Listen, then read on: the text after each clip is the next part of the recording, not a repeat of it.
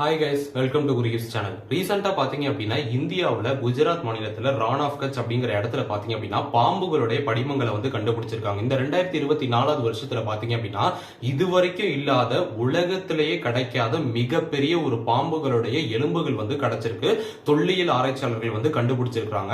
இது இன்னைக்கு மட்டும் கிடையாது. இதுக்கு முன்னாடி பாத்தீங்க அப்படின்னா 2004 வருஷமும் இதே மாதிரியான இந்த படிமங்களை வந்து அந்த இடத்துல வந்து கண்டுபிடிச்சிருக்காங்க. உலகம் ஃபுல்லா பாத்தீங்க அப்படின்னா 2004 இதே மாதிரியான அளவுல உள்ள படிமங்களை உலகம் ஃபுல்லா எஸ்பெஷலி பாத்தீங்க அப்படின்னா ஆப்பிரிக்காவா இருக்கட்டும், இந்த ரீஜன்ல இருக்கக்கூடிய, அதாவது உலகத்தில் இருக்கக்கூடிய சென்ட்ரல் ரீஜன்ஸா இருக்கக்கூடிய ஆப்பிரிக்கா, இந்தியா, ஏசியா, இந்த இடங்கள்ல பாத்தீங்க அப்படின்னா இந்த மாதிரியான படிமங்கள் கிடைச்சிருக்கு அப்படின்னு ரிப்போர்ட் பண்ணப்பட்டிருக்கு. சோ இதுல என்ன பெரிய விஷயம் அப்படின்னு கேட்டீங்க அப்படின்னா இதுவரைக்கும் உலகத்துல இல்லாத ஒரு மிகப்பெரிய உயிரினம் வந்து கண்டெடுக்கப்பட்டிருக்கு. அந்த உயிரினத்துடைய வயது பாத்தீங்க அப்படின்னா 4 கோடியில இருந்து 5 கோடி வருஷமா இருக்கலாம். அவ்வளவு பழமையான ஒரு உயிரினம் தான் அது. அது வேற எதுவுமே கிடையாது. அது ஒரு வகையான பாம்பு உயிரினம். இந்த பாம்புக்கு வாசுகி இண்டிகஸ் அப்படின்னு பேர் வச்சிருக்காங்க. இந்த பாம்பை பத்தி தான் முழுக்க இந்த வீடியோல பார்க்க போறோம். சோ கடைசி வரை ஸ்கிப் பண்ணாம வாட்ச் பண்ணுங்க. Welcome to Gurukis channel. So first இந்த வாசுகி இண்டிகஸ் அப்படின்னா என்ன, இதை ஏன் வந்து கண்டுபிடிச்சிருக்காங்க, முதல்ல இந்த பாம்பு எப்படிப்பட்டது, இது எப்படி உருவானது அப்படிங்கிற கதையை நம்ம வந்து தெரிஞ்சுக்கணும். முதல்ல இது இந்தியாவுக்கு எப்படி வந்தது அப்படின்னா இது ஆக்சுவலா வந்து இந்தியாவில் சம்பந்தப்பட்ட பாம்புங்கிறத விட இது வந்து ஒரு கோண்டுவானா பாம்பு அப்படின்னு சொல்றாங்க. சோ ஃபர்ஸ்ட் இந்த ஒரு பாம்பு என்ன மாதிரியான உயிரினம் அப்படின்னு கேட்டா மேட்சாய்டே அப்படின்னு சொல்லக்கூடிய ஒரு பாம்பு குடும்பத்திலிருந்து வரக்கூடியது. இந்த மேட்சாய்டே அப்படின்னா என்ன அப்படின்னா அந்த காலகட்டத்தில் கிட்டத்தட்ட 4 கோடியில இருந்து 5 கோடி வருஷங்களுக்கு முன்னாடி போனீங்க அப்படின்னா அந்த காலகட்டத்தில் பெரிய பெரிய உயிரினங்கள்லாம் வந்து வாழ்ந்துட்டு இருந்தது. எஸ்பெஷலி பாத்தீங்க அப்படின்னா இந்த டைனோசர்ஸா இருக்கட்டும், மனிதர்கள் உருவாகிறதுக்கு முன்னாடி ராட்சச உயிரினங்கள் எல்லாமே இப்போ வந்து வாழ்ந்துட்டு இருந்தது. ஃபார் எக்ஸாம்பிள் ஒரு பறவை இருந்துச்சுன்னா கூட அந்த பறவையோட உயரமே கிட்டத்தட்ட 10 அடி 12 அடி 20 அடி கூட இருந்திருக்கு. அந்த மாதிரி ராட்சச உயிரினங்கள் வாழ்ந்த அந்த காலகட்டத்தில் தான் இந்த மாதிரியான பாம்புகள் வாழ்ந்திருக்கு. இந்த பாம்புகளோட குடும்பத்தை தான் இந்த மேட்சாய்டே அப்படின்னு சொல்லுவாங்க. இதுல வரக்கூடிய ஒரு கிளாசிபிகேஷன் தான் டைட்டானோபோவா அப்படின்ட்டு. அந்த பாம்பை கூட நீங்க கேள்விப்பட்டிருப்பீங்க. இதுவரைக்கும் கண்டுபிடிக்கப்பட்டதுல மிகப்பெரிய பாம்புன்னு. அதுக்கு ஈக்குவலா தான் இந்த பாம்பு கண்டுபிடிக்கப்பட்டிருக்கு. இந்த பாம்போடைய அளவு பாத்தீங்க அப்படின்னா 50 அடி இருக்கலாம் அப்படின்ட்டு ஆராய்ச்சியாளர்கள் கண்டுபிடிச்சிருக்காங்க. அவ்வளவு பெரிய பாம்பு இது. சோ அப்படி இந்த வாசுகி இண்டிகஸ் அப்படிங்கிற பாம்பு கண்டுபிடிக்கப்பட்டதுக்கு அப்புறம் இந்த பாம்போடைய குணங்கள் என்ன, இந்த பாம்பு ஏன் அழிஞ்சு போனது அப்படிங்கிற ஒரு கேள்வி நமக்கு இருக்கும். சோ இந்த பாம்பு அப்படிங்கிறது கோண்டுவானா அப்படிங்கிற ரீஜன்ல தான் உருவானது. அதாவது கோண்டுவானா அப்படின்னா என்னன்னா இந்தியா இருக்கட்டும், ஆப்பிரிக்கா இருக்கட்டும், இந்த நாடுகள் எல்லாமே உருவாகிறதுக்கு முன்னாடி பாத்தீங்க அப்படின்னா உலகம் அப்படிங்கிறது ஒரே ஒரு கண்டமா தான் இருந்தது. அதுதான் கோண்டுவானா அப்படிங்கிறது. 4 கோடியில இருந்து 5 கோடி வருஷங்களுக்கு முன்னாடி பாத்தீங்க அப்படின்னா எல்லாமே ஒரே கண்டமா கோண்டுவானா அப்படிங்கிற ஒரு கண்டம் இருந்தது. அது பிரிஞ்சுதான் இன்னைக்கு ஆப்பிரிக்கா, இந்தியா இது எல்லாமே வந்து பிரிஞ்சு வந்தது. சோ அப்படி ஒரே கண்டமா இருக்கும் போது தான் இந்த ராட்சச பாம்புகள் வந்து அந்த காலகட்டத்தில் வந்து உயிர் வாழ்ந்திருக்கு.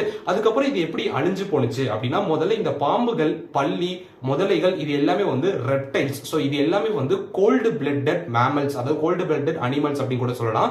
கோல்டு பிளட்டட் அப்படின்னா என்னன்னா அதாவது ரொம்ப குளிர்ச்சியான ரத்தம் உடைய உயிரினங்கள் இந்த பாம்புகள்லாம். சோ ஆனா மனிதர்கள் பாத்தீங்க அப்படின்னா அதாவது சூடான ரத்தம் உடையவங்க. அது என்ன கோல்டு பிளட்டட், வார்ம் பிளட்டட் அப்படின்னா இந்த குளிர்ச்சியான ரத்தம் உள்ள உயிரினங்கள் பாத்தீங்க அப்படின்னா டெம்பரேச்சருக்கு ஏத்த மாதிரி மாறிக்கும் அதோடைய உடல்நிலை அப்படிங்கிறது. ஆனா நம்ம மனிதர்களுக்கு என்ன டெம்பரேச்சர் மாறினாலும் இந்த வெப்பமான நிலை அப்படிங்கிறது நம்ம பாடியில இருக்கும். இந்த வார்ம் பிளட் அப்படிங்கிறது மாறவே மாறாது. சோ அப்படி இயற்கை சூழலுக்கு ஒத்து போகக்கூடிய டெம்பரேச்சர்ல வாழணுங்கிறதுக்காக தான் இந்த உயிரினங்களுடைய இந்த ஒரு பிளட் அப்படிங்கிறது இந்த ஒரு கண்டிஷன்ல இருக்குது. சோ அதனால அது மட்டும் இல்லாம இந்த உயிரினங்கள்லாம் பாருங்க, இந்த பல்லி, பாம்பு, முதலை இது எல்லாமே வந்து சதுப்பு நிலத்துல வாழக்கூடியது. ரொம்ப அதிக கூலிங்காவும் இருக்காது, ரொம்ப சூடான இடமாவும் இருக்காது. ஒரு மாதிரி ஈரப்பதம் இருக்கக்கூடிய இடங்கள்ல தான் இந்த உயிரினங்கள் எல்லாமே வந்து வாழும். சோ அப்படி ஈரப்பதம் அந்த காலகட்டத்தில் அதிகமா இருக்கக்கூடிய இடங்கள்ல தான் இந்த உயிரினங்கள் வந்து வாழ்ந்து வந்திருக்குது. இதுல இன்ட்ரெஸ்டிங்கான விஷயம் என்ன அப்படின்னா இந்த பாம்பு விஷத்தன்மை வாய்ந்தது கிடையவே கிடையாது. இந்த டைட்டானோபோவா இருக்கட்டும், இந்த வாசுகி இண்டிகஸா இருக்கட்டும், இந்த 2 பாம்புகள் இந்த மாதிரியான லிஸ்ட்ல வரக்கூடிய, ஃபேமிலில வரக்கூடிய ராட்சச பாம்புகளுக்கு வந்து விஷமே கிடையாது. அது ஏன் அப்படின்னா அதுக்கும் ஒரு மிகப்பெரிய காரணம் இருக்கு. சிறிய பாம்புகள், அதாவது பாக்குறதுக்கு உருவத்துல ரொம்ப சின்னதாகவும் அது மட்டும் இல்லாம ரொம்ப டார்க்கான கலர்ல இருக்கக்கூடிய பாம்புகளுக்கு தான் விஷம் அதிகமா இருக்குமே தவிர ரொம்ப வேகமா போகக்கூடிய பாம்புகளுக்கு தான் விஷம் இருக்குமே தவிர இந்த மாதிரி ராட்சச பாம்புகளுக்கு அந்த அளவுக்கு விஷம் கிடையாது. அதுக்கு பதிலா அந்த பாம்புகள் எப்படி அதாவது அதோட இரையை வந்து கொல்லும் அப்படின்னா அதாவது அதோட வாயால இரையுடைய தலையவோ இல்ல முக்கியமான ஒரு பகுதியை கடிச்சிட்டு தன்னுடைய உடம்பால சுத்தி வளைச்சு இறுக்கி கொன்னு முழுங்கி அதை கொஞ்ச நாள் வயிற்றுல வச்சு அசை போட்டுட்டு வெளியே துப்பிடும். இப்படிதான் இந்த பாம்புகள் வந்து உணவுகள் வந்து சாப்பிடும். இந்த அனகோண்டாஸ் படத்துல நீங்க வந்து பார்த்திருப்பீங்க.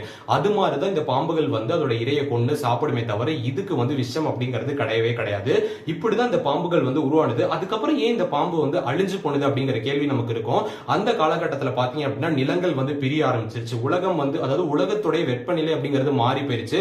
டைனோசர் வாழ்ந்த காலகட்டத்தில் டைனோசர் அழிஞ்சு போயிருச்சு. இதுக்கெல்லாம் காரணம் என்ன அப்படின்னா பூமி சூடானதுக்கான காரணம் தான். அப்படி சூடாகும் போது இந்த மாதிரியான கடல் சீற்றத்தினாலையும் அது மட்டும் இல்லாம பூமியோட நிலங்கள் வந்து நகர ஆரம்பிச்சிருச்சு, பிரிய ஆரம்பிச்சிருச்சு கண்டங்களா. அப்படி பார்ப்பாட்டா பிரியும் போது அந்த கண்டங்கள்ல இருக்கக்கூடிய இயற்கை சூழல் அப்படிங்கிறது மாறுபட்டு போயிடும். அப்போ அந்த பாம்பு வாழும் போது சதுப்பு நிலமா இருந்த இடம் இன்னைக்கு இந்தியாவோட இந்த ஃபாசில் கிடைச்சிருக்கு அப்படின்னா அப்படி மாறி வரும்போது அந்த இடத்துல ஹீட் ஜாஸ்தியா இருக்கலாம். சோ அந்த மாதிரி ஆகும்போது அந்த பாம்புகளால அந்த சூழ்நிலை வந்து தாங்க முடியாம போயிருக்கும். அதனால இந்த பாம்புகள் வந்து மொத்தமா அழிஞ்சு போயிருச்சு. இதுதான் இந்த டைட்டானோபோவா இருக்கட்டும், இந்த வாசுகி இண்டிகஸா இருக்கட்டும், இதை பத்தின மிகப்பெரிய வரலாறு இருக்குது.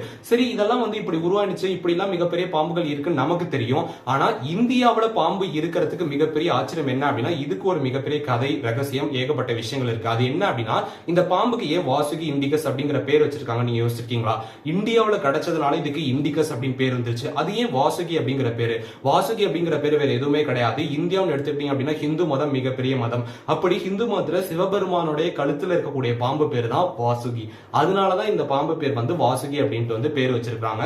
அது மட்டும் இல்லாம இந்தியாவில் எடுத்துக்கிட்டீங்க அப்படின்னா பாம்புகள் இல்லாம எந்த ஒரு மதமுமே கிடையாது. இந்தியாவில் இருக்கக்கூடிய ஹிந்து மதத்துல பாம்புகள் வந்து ரொம்ப முக்கியமான ஒரு நிலையை வந்து வகிக்குது அப்படிங்கிறது நமக்கு வந்து ஹிஸ்டரி எடுத்து பார்க்கும்போது தெரியுது. இந்த பாம்புகள் எதை போர்ட்ரே பண்ணுது அப்படின்னா அதாவது நிக்காம ஓடக்கூடிய காலத்தை இந்த வளைஞ்சு நெளிஞ்சு ஓடக்கூடிய பாம்பு வந்து பிரதிபலிக்குது அப்படின்ட்டு ஆராய்ச்சியாளர்கள் சொல்றாங்க.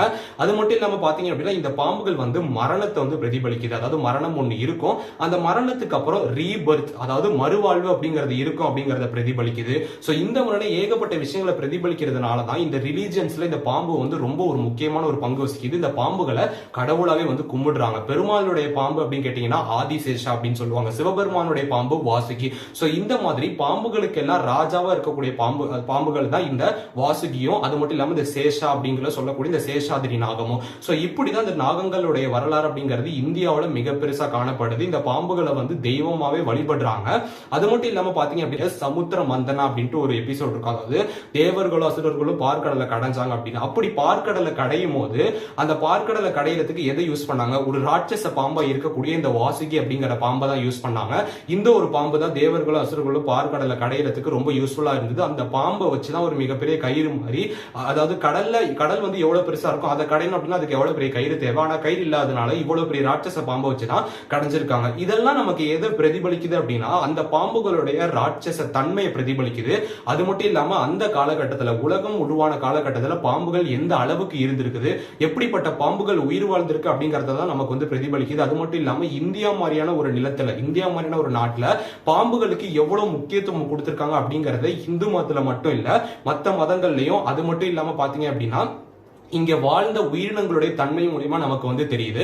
மத்த மதங்கள்ல பாத்தீங்க அப்படின்னா கிறிஸ்டியானிட்டியில பாத்தீங்க அப்படின்னா அந்த பாம்புகளை வந்து ஒரு மோசமான ஒரு இதை தான் பார்ப்பாங்க. அதாவது பாம்புகள் அப்படின்னாலே விஷத்தன்மை வாய்ந்தது, அதாவது நம்மளது கடிச்சது அப்படின்னா நமக்கு மரணம் அப்படிங்கிறது நிச்சயம். சோ அந்த மாதிரி பாம்புகள் அப்படின்னாலே ரொம்ப கொடிய ஒரு மிருகம் அப்படிங்கறத கிறிஸ்டியானிட்டியில பார்ப்பாங்க. சோ இந்த மாதிரி மதத்துக்கு ஏத்த மாதிரி பாம்புகளுடைய ஒவ்வொரு விதமான பிரதிபலிப்பு அப்படிங்கிறது இருக்குது. இதை புத்த மதம் எடுத்துக்கிட்டீங்க அப்படின்னா இந்த பாம்புகளை வந்து வாழ்க்கையோட ஒப்பிட்டு பாக்குறாங்க. ஒரு மனுஷன் எப்படி வாழணும், ஒரு மனுஷனுடைய வாழ்க்கையில எவ்வளவு மாற்றங்கள் வந்து நிகழுது, அது மட்டும் இல்லாம தன்னுடைய வாழ்க்கையை எப்படி டிரான்ஸ்ஃபார்ம் பண்ணணும். ஒரு பாம்பு வந்து தன்னுடைய பாம்பு சட்டையை கிழிச்சு தன்னுடைய உடலையே வந்து வருத்திக்கிட்டு இன்னொரு ஒரு எப்படி டிரான்ஸ்ஃபர்மேஷன் உருவாக்குது. சோ அந்த மாதிரிதான் புத்திசம்லயும் புத்த மதத்திலையும் நம்ம வந்து வாழ்க்கையில பண்ண தவறுகளை எல்லாம் விட்டுட்டு நம்ம எப்படி ஒரு புது மனுஷனா உருவாகணும். சோ இந்த மாதிரி எல்லா ரிலீஜியன்லயுமே இந்தியாவில் இருக்கக்கூடிய மதங்கள்ல பாம்பு முக்கிய பங்கு வசிக்கிறதுனாலையும், அது மட்டும் இல்லாம இந்த இடத்துல பாம்புகள் உருவானதுக்கான வரலாறு இருக்கிறதுனாலையும் தான் இந்த பாம்புக்கு இப்படி ஒரு பேர் வைக்கப்பட்டிருக்கு.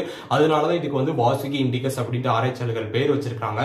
சோ இதுதான் இந்த பாம்பு பத்தின இவ்வளவு பெரிய வரலாறு. சோ இந்த பாம்பை பத்தி நீங்க என்ன நினைக்கிறீங்க? இப்படி ஒரு பாம்பு உண்மையிலே உயிர் வாழ்ந்திருக்குமா? அப்படி வாழ்ந்துச்சு அப்படின்னா இந்த பாம்புகள் வந்து எதனால வந்து அழிஞ்சு போனதுக்கு மிகப்பெரிய காரணம் இருக்கும். காலநிலை மாற்றம் மட்டும் இல்லாம வேற ஏதோ காரணங்கள் இருக்குமா நீங்க நினைக்கிறீங்களா அப்படிங்கறத கமெண்ட் பண்ணுங்க. இந்த மாதிரி இன்ஃபர்மேஷன் தெரிஞ்சுக்கணும்னா சப்ஸ்கிரைப் பண்ணுங்க, ஃபாலோ பண்ணுங்க.